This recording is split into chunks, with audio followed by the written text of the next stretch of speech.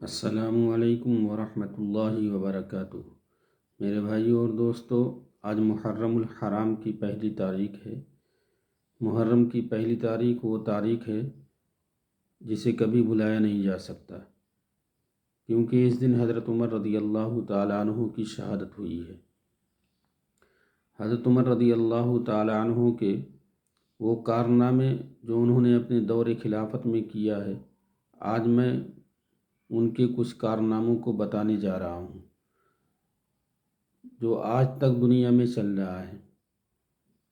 حضرت عمر رضی اللہ تعالیٰ عنہ کا نظام کیا تھا؟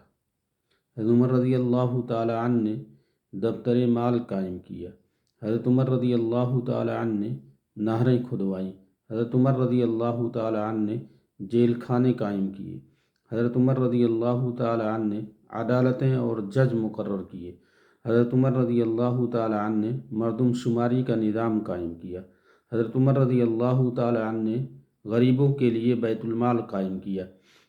حضرت عمر رضی اللہ تعالیٰ عنہ نے شراب کی سزا 80 کوڑے مقرر کیے۔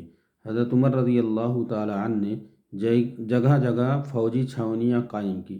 حضرت عمر رضی اللہ تعالیٰ عنہ نے مساجد میں روشنیوں کا انتظام کیا۔ حضرت عمر رضی اللہ تعالیٰ عنہ نے پولیس کا محکمہ سب سے پہلے قائم کیا۔ حضرت عمر رضی اللہ تعالیٰ عنہ نے مساجد میں وعظ اور تقریر کا نظام قائم کیا۔